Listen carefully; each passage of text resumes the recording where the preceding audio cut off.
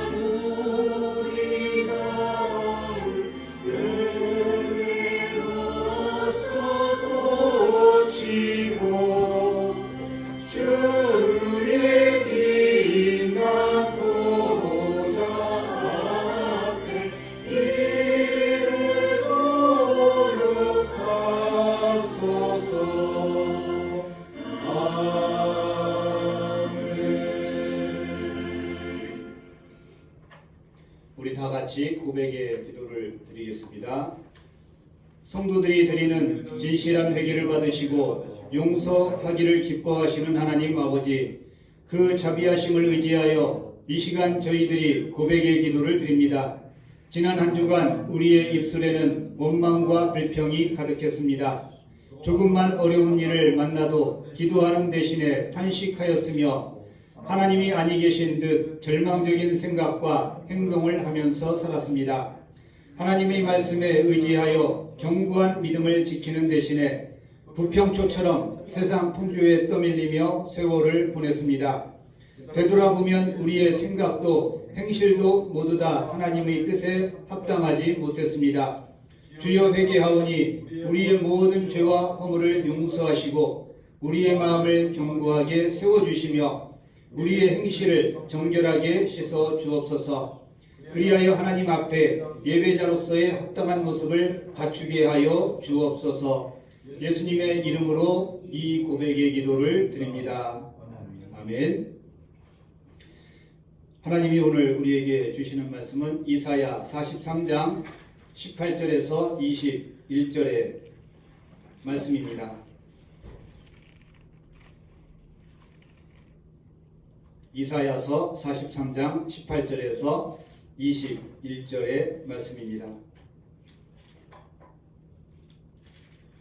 너희는 지나간 일을 기억하려고 하지 말며 옛 일을 생각하지 말아라. 내가 이제 새 일을 하려고 한다. 이 일이 이미 드러나고 있는데 너희가 그것을 알지 못하겠느냐. 내가 광야에 길을 내겠으며 사막에 강을 내겠다. 들짐승들도 나를 공경할 것이다. 이리와 타조도 나를 찬양할 것이다. 내가 택한 내 백성에게 물을 마시게 하려고 광야에 물을 대고 사막에 강을 내었기 때문이다. 이 백성은 나를 위로하라고 내가 지은 백성이다. 그들이 나를 찬양할 것이다. 아멘. 새 번역 성경으로 읽어드렸습니다. 오늘 말씀의 주제는 새 일을 행하시는 하나님이라는 주제로 함께 은혜를 나누려고 합니다. 제가 교회에 부임한 지 7년이 거의 되어갑니다. 제 기억에 성탄절이 지나고 삭풍이 몰아치던 추운 겨울 이사를 했고 교회 마당을 밟았던 기억이 납니다. 가뜩이나 을씨년스러웠는데 추운 겨울 교회 마당에 서 있던 기억이 납니다.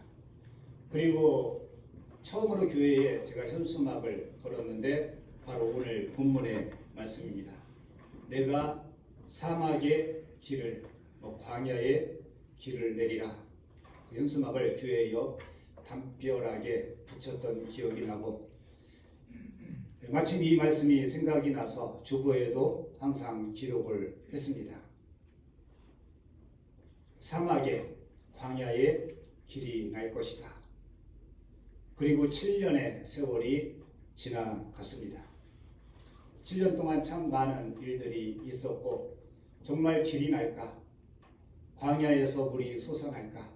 이런 기대와 꿈을 가졌습니다. 참된 기독교 신앙은 과연 무엇이겠습니까? 그냥 종교 생활이 아니라 참되고 진실한 신앙 생활은 과연 무엇을 의미할까?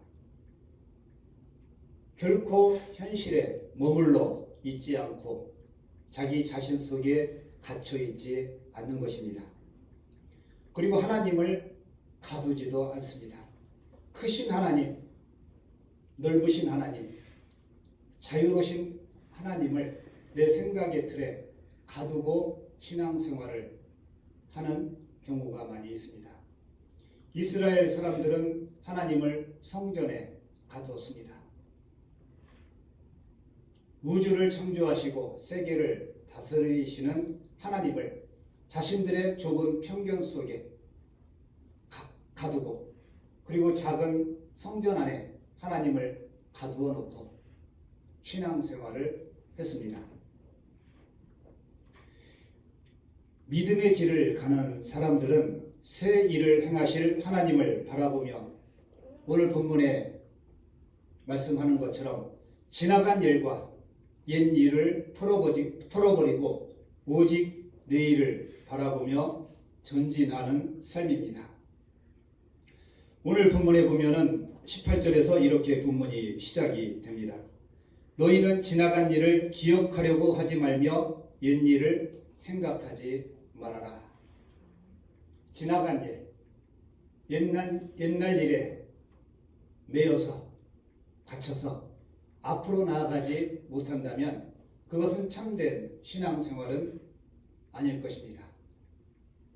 지나간 것은 지나간 대로, 뭐 그런 노래 가사가 생각이 납니다. 모든 것은 지나가 버립니다. 시간은 흘러가는데 과연 시간이란 무엇일까? 시간이 존재하기는 하는 것일까? 사람의 생각 속에만 존재하는 허무한 것이 시간이 아닐까? 그리고 과거는 존재하지 않습니다. 지나가 버린 시간은 사라져 버립니다. 내일도 마찬가지죠. 오지 않은 시간은 아직 존재하지 않는 것과 마찬가지입니다. 오직 지금, 오직 현실만이 실제로 존재하는 것이고, 시간이 지나가면서 모든 것은 사라져 버립니다. 이 사라져 버린 것을 사람들은 기억합니다. 그리고 생각합니다. 성경은 이야기합니다.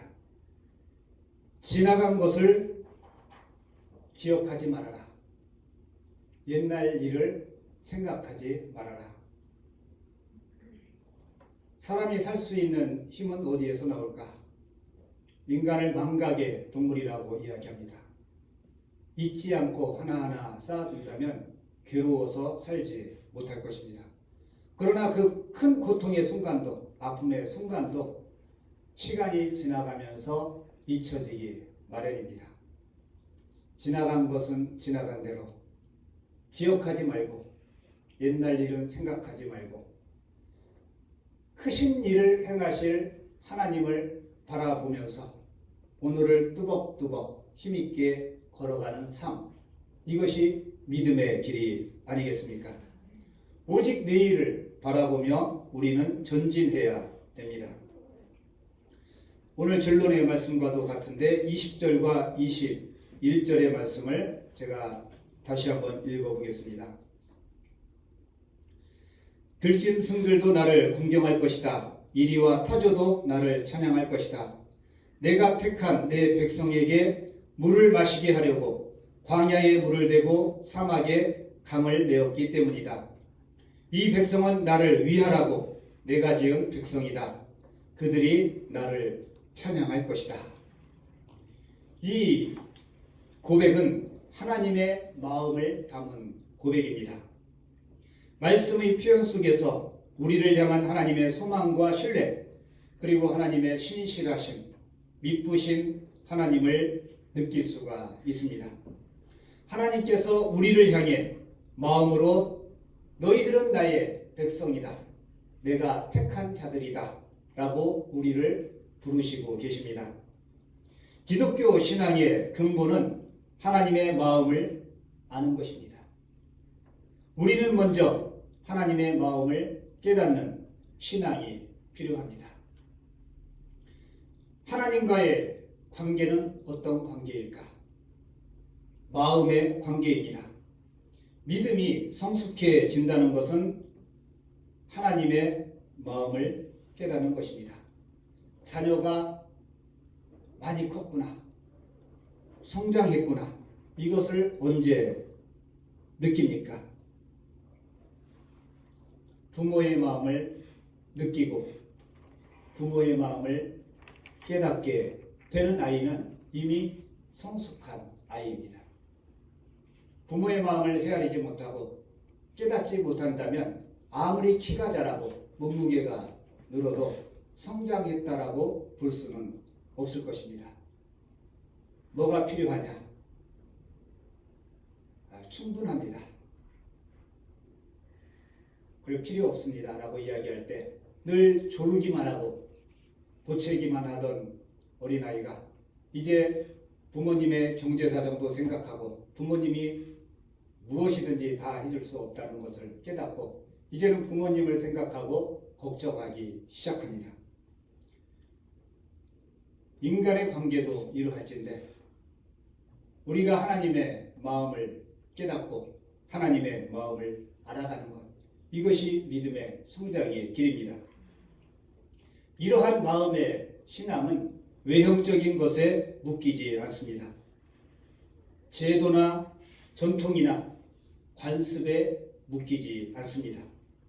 우리가 믿는 하나님은 인격적이시기 때문에 하나님은 우리처럼 마음으로 느끼시며 소망하시며 우리와 마음으로 대화하시고 때로는 우리로 인해 마음으로 오시는 분이 하나님이십니다. 그런 하나님은 무엇보다 우리와 함께 하시기를 원하시는 분입니다. 하나님의 마음을 아는 것이 신앙생활의 근본입니다. 오늘 거룩한 주일, 아버지의 마음을 깨닫고 아버지께로 나와 아버지께 예배하는 것, 이것이 우리가 아버지의 마음을 느끼기 때문이 아니겠습니까? 우리는 하나님과의 마음의 관계 속에서 기도해야 합니다. 이 땅의 모든 생명들이, 모든 만물들이 하나님께로 돌아와서 하나님의 이름을 거룩하게 하는 복된 주일이 되길 원합니다. 또한 이 땅이 다시 하나님이 기뻐하시는 땅이 되도록, 평화와 기쁨이 회복되도록 주님이 오시는 계절에 기도해야 합니다. 더 나아가 이웃의 아픔을 나눌 줄 아는 기도를 드려야 됩니다. 성도의 기도는 이 땅의 악순환을 끊어버리는 결단의 기도가 필요합니다. 우리 고통의 근본이 어디에서 찾아옵니까? 마음의 고통은 용서하지 못하고 용서받지 못했기 때문에 그 마음의 고통은 사라지지 않습니다. 이 기도로 용서하고 용서받겠다고 결단하는 사람들이 바로 거룩한 사람들, 성도들입니다.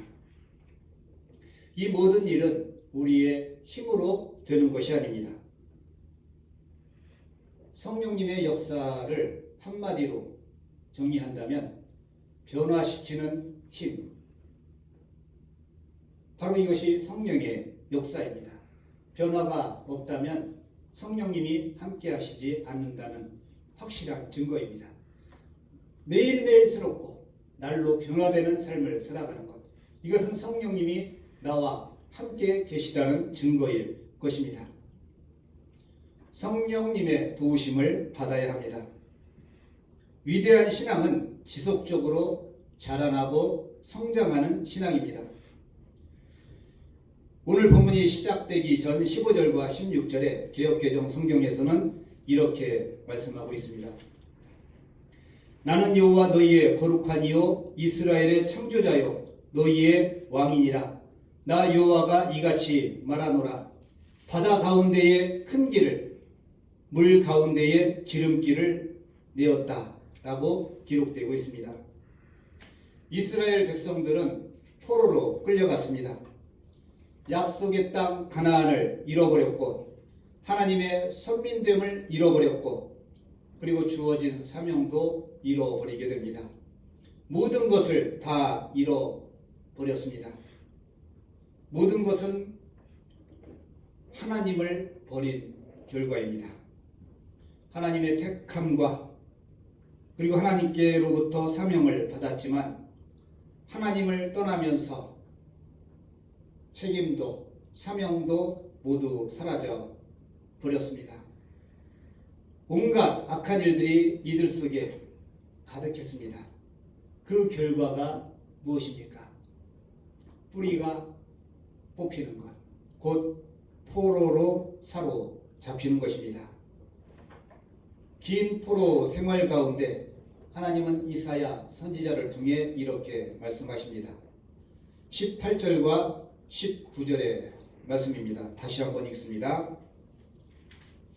너희는 지나간 일을 기억하려고 하지 말며 옛일을 생각하지 말아라. 내가 이제 새 일을 하려고 한다. 이 일이 이미 드러나고 있는데 너희가 그것을 알지 못하겠느냐. 내가 광야에 길을 내겠으며 사막에 강을 내었기 때문이다. 포로된 이스라엘에게 예배의 모양만 있었을 뿐 하나님에 대한 경외심을 잃어버렸습니다. 믿음은 형식화되어 갑니다. 하나님을 믿으며 날마다 인격과 삶이 새로워져야 함에도 불구하고 겉모습만 남아 있습니다. 이런 모습은 살아계신 하나님, 창조주 하나님을 믿는 신앙이 아닙니다. 신앙은 가지고 있는 물건이 아닙니다. 믿음은 주머니 속에 놓고 다니는 눈에 보이는 물건이 아닙니다. 믿음은 천국으로 가는 기차표라고 사람들은 생각을 합니다. 그러나 진정한 믿음은 우리의 구원의 증거이고 그리고 구원의 표시인데 이 믿음과 구원은 눈에 보이지 않습니다. 이게 기차표처럼 한 장 딱 끊어서 내 지갑 속에 주머니 속에 늘 넣고 다닌다면 얼마나 좋겠습니까? 믿음은 그리고 신앙은 하나님과의 인격적인 관계요 살아있는 생명의 관계입니다. 날마다 새 창조의 역사에 동참하는 거룩한 여정이 바로 신앙의 길입니다. 하나님은 오늘 우리에게 말씀하십니다. 내가 새 일을 행하려고 한다. 이미 그 일들의 증거가 나타났는데 너희들은 그것을 깨닫지 못하느냐 이렇게 말씀하십니다. 믿음은 일평생 하나님의 창조를 경험하는 여정입니다. 눈이 가득히 내린 교회의 마당, 하룻밤 사이에 놀라운 변화가 일어났습니다. 오늘은 어제와 다르고 그리고 다가올 새해는 올해와 다를 것입니다. 이 변화를 기대하는 것, 이것이 소망 아니겠습니까? 성장하는 것, 자라나는 것, 이것은 교회의 본질적인 목표입니다. 자신의 욕심이 아니라 하나님의 나라를 확장하는 가장 본질적인 것, 이것이 교회의 사명입니다. 어린아이도 처음에는 젖을 먹다가 나중에는 단단한 음식을 먹습니다. 단단한 음식을 먹을 줄 알아야 뼈도 굳어지고 근육도 자라나게 됩니다. 신앙도 마찬가지로 성장해야 됩니다. 책임을 다하고 사명을 다해야 됩니다. 나에게 주어진 책임을 감당해야 합니다. 이웃에게 도움을 줄 수도 있어야 하고 자기 자신을 희생할 줄도 알아야 합니다. 그리고 신앙이 깊어지면서 이제는 하나님의 나라를 바라보게 되는 것. 이웃을 바라보고 하나님이 주신 일에 몰두하는 것. 이 단계를 넘어서서 하나님을 바라보고 하나님의 나라를 소망하는 단계로 나아가는 것. 이것이 믿음의 성장입니다. 생명에 대한 긍휼함도 있어야 하고 자기를 다스리는 능력도 깊어져야 하고 하나님의 깊은 마음도 깨달아야 합니다. 신앙의 삶이란 날마다 새 창조의 삶입니다. 날마다 주님을 닮아가기 위해 나아가는 여정이요 날마다 하나님의 백성으로 나아가는 여정입니다. 이것을 잃어버리게 되면 신앙은 멈추게 되고 굳어지게 되고 화석처럼 단단하게 됩니다. 그리고 그 신앙은 형식화 되기 시작합니다. 바로 이렇게 멈춘 신앙, 성장하지 않는 신앙, 이 신앙은 엄청난 독선과 배타적인 모습에 빠지게 되고 세상의 고통이 되어버립니다. 교회가 더 이상 변화하지 않고 개혁되지 않을 때 기존의 종교 체제에 염증을 느끼고 구원이 없다라고 여기며 개혁을 시작했지만 그 개혁의 교회가 개혁을 멈췄을 때 그 결과는 오히려 지금 성당에 가서 가톨릭 교회에 가서 교회는 다시 배워야 됩니다. 예전에는 이것이 아니라고 진리가 아니라고 떠나왔지만 성장하지 않는 신앙, 변화하지 않는 교회의 모습은 독선적이 되고 배타적이 되고 자기 자신만 아는 이기적인 공동체로 변해버립니다. 보편적인 사랑, 하나님의 사랑을 잃어버리게 되는 것이죠. 우리의 하나님은 구원의 하나님이시요 창조주 하나님이십니다. 우리를 구원하신 뒤에 날마다 우리를 새롭게 하시는 분입니다. 하나님께서 우리의 삶에도 광야에서 물을 내듯이 하나님은 우리에게 새로운 일을 행하실 것이며 사막에 강을 내듯이 우리에게 놀라운 기적을 베푸실 것입니다.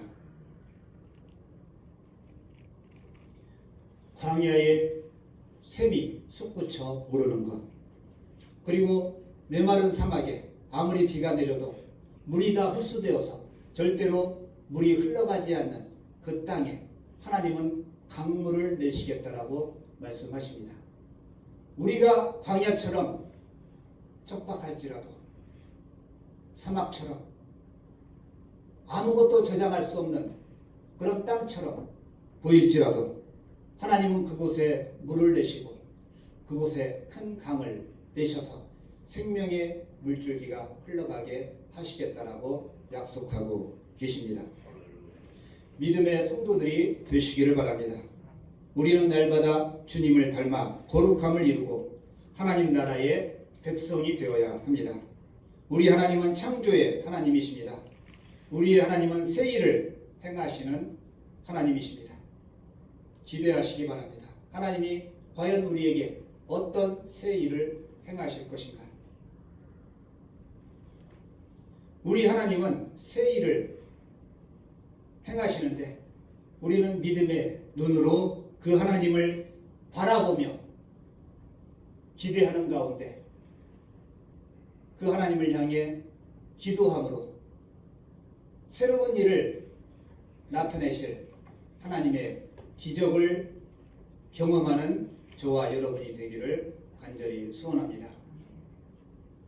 이번 주부터 다시 비대면 예배로 이렇게 예배를 드릴 수밖에 없습니다.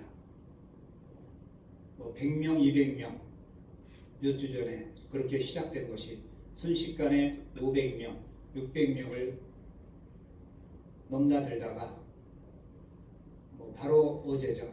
950명, 그리고 오늘은 1000명을 넘어갈 수도 있고, 그리고 다음 주 한 주 동안 우리는 적상된 그런 방역 조치와 그리고 밤 9시 이후에 불이 꺼지는 제한된 생활을 했음에도 불구하고 이전보다 더 강화된 격리와 그리고 방역을 실시했음에도 불구하고 걷잡을 수 없이 이 코로나가 번져 나가고 있습니다. 올 한 해 세 차례에 걸쳐서 온라인 예배를 중단하게 됩니다. 아마 이 기간이 얼마나 길어질지 예측할 수가 없습니다. 아마 이번 주 주중에 3단계로 올라가게 되면 이 작은 예배당에 서너 명이 모이는 것도 제한되어야 합니다. 이제는 10명 이상은 모일 수도 없고, 그리고 모든 예배는 철저하게 비대면으로 진행이 되어야 됩니다. 혼자 영상을 찍어서 온라인으로 공유할 수밖에 없는 이런 시기가 다가올 수도 있습니다. 성탄절이 다가오고 있습니다. 기다림의 계절, 대림절이 지나가고 있습니다. 우리의 기다림이 무엇이고 우리의 소망이 무엇입니까? 점점 환경은 힘들어지고 교회의 여건은 나빠지고 있지만, 그러나 이것이 바벨론의 포로 생활 속에서 자기 백성들을 지었고 그 백성들을 이끌어 내셔서 그 백성을 통해 찬양받기 원하시는 하나님이 분명히 새로운 일을 우리에게 행하실 것입니다. 자기 백성들을 다시 불러 모으고 하나님은 공동체 가운데 높임을 받으며 예배 받기를 원하십니다. 고통의 시간이 길어질수록 우리는 성찰의 시간을 가져야 됩니다. 세상이 왜 이렇게 되었나? 교회가 왜 이렇게 되었나? 돌아보는 시간. 내 자신은 왜 이렇게 아무런 변화나 발전도 없이 점점 굳어진 신앙으로 퇴색해 가는가 돌아보아야 할 시기라고 생각이 됩니다. 여기에 깨달음이 있다면, 이 상황 가운데 기도할 수 있다면 분명히 새로운 길이 열릴 것이고 이전과는 다른 놀라운 하나님의 변화와 하나님의 창조를 우리가 경험할 수 있게 될 것입니다. 이 시기에 우리가 더욱더 기도하기를 원합니다. 그리고 진정으로 기도하는 가운데 자신의 내면의 성찰과 그리고 기도를 통한 하나님에 대한 놀라운 깨달음, 하나님을 알아가는 시기가 되기를 간절히 소원합니다. 오늘 본문의 말씀 한 구절을 제가 읽고 예배를 마치겠습니다. 19절의 말씀입니다. 내가 이제 새 일을 하려고 한다. 이 일이 이미 드러나고 있는데 너희가 그것을 알지 못하겠느냐. 내가 광야에 길을 내겠으며 사막에 강을 내겠다. 여러분 앞에 샘물이 솟아나는 역사가 있기를 소원합니다. 새로운 길이 열려지는 역사가 있기를 주님의 이름으로 축원합니다. 기도드리겠습니다. 하나님, 우리에게는 늘 지나간 일과 다가올 새로운 일들이 있습니다. 그러나 우리는 지나간 일을 기억하고 생각하며 괴로워합니다. 그 모든 것들을 기억하지 말고 생각하지 말아라. 새로운 일을 행하실 하나님을 바라보아라. 아멘. 하나님은 오늘 우리에게 말씀하십니다. 아멘. 새로운 일을 행하실 하나님을 바라보며 기대하며 기도하며 기적을 경험하는 믿음의 성도들이 다 될 수 있도록 하나님 인도하여 주옵소서. 아멘. 예수님의 이름으로 기도드리옵나이다. 아멘. 아멘. 우리 1장 전송으로 예배를 마치겠습니다.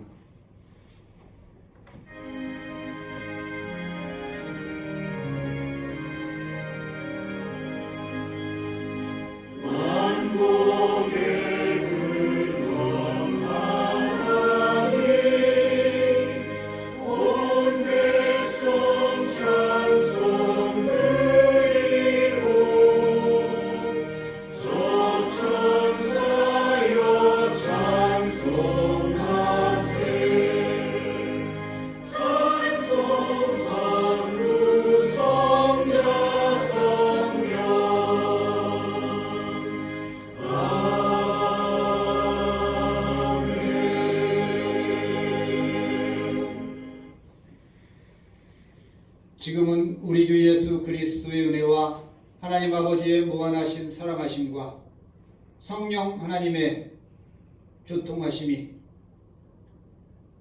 지나간 일은 기억하지 않고 옛일은 생각하지 않고 오직 다가올 새 일을 바라보면서 하나님을 기대하고 소망하는 주의 백성들 위해 지금으로부터 영원까지 함께 하시기를 간절히 축원하옵나이다. 아멘. 아멘.